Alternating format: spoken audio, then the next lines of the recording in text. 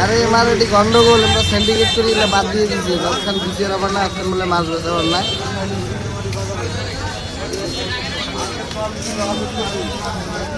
এগুলো কিছু কি নেবে? মাছ বেচা বন্ধ করছে। হ্যাঁ, কি কারণে মাছ বেচা বন্ধ করছেন আজকে? ওই যে টাকা পাইছি, টাকা পাইলেনি বুঝছেন? কার কাছে? 200 টাকা পাইলেনি মাছের। উনি বলতেছে মাছ পচা খাওয়া যাবে না। মাছ তো পচা থাকবেই, গরমের দিন মাছ পচা থাকবে না।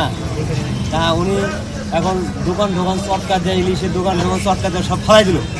ফালাই দিয়ে এই পাশে ইট আসলে ইট পাটকেল লাঠি ঠ্যাঙ্গা নিয়ে ধরলো ঢেলাবার। আবার ওই পাশে চার দোকান থেকে আবার মনে করেন আইসে নিয়ে আসলো আপনার এই যে কড়াই, এই যে খাঙ্গা, এই যে বুট ভাজা আইনে এটি দিয়ে মারা শুরু করে দিল। বুঝলেন? কাক মারছে?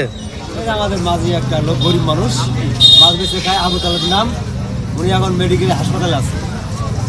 বুঝছেন? এই গরিব মানুষ এইভাবে মাছ দূর করছে। এটা 10 জনের কাছে বিচার রাখা হয়েছে। 10 জনে এখন বিচার প্রার্থী হয়েছে। ওনারা আসবে, ওনারা বিচার ঠিক মতো যদি আমরা বিচার পাই তাহলে আমরা বিচার প্রার্থী হবো, আর বিচার প্রার্থী না হলে আমরা বিচার প্রার্থী হবো না। এইভাবেই চলবে আমাদের। মাছ বেচা বন্ধ থাকবে। আচ্ছা, আজকে মাছ বেচা বন্ধ হচ্ছে এই কারণে পুকুরপাড়া মাছ বাকি নিয়েছিল 8 দিন, 200 টাকা টাকা দেয় নাই। সেই টাকা কালকে সেই কালকে আসলো, তারপর টাকা চাওয়া হয়েছে, এই নিয়ে মারধর করছে। তারপর মাছগুলো আজকে আবার কালকে মানববন্ধনের একটা ইয়ে ছিল, যে মানববন্ধনের মাইকিং ছাড়ছিল।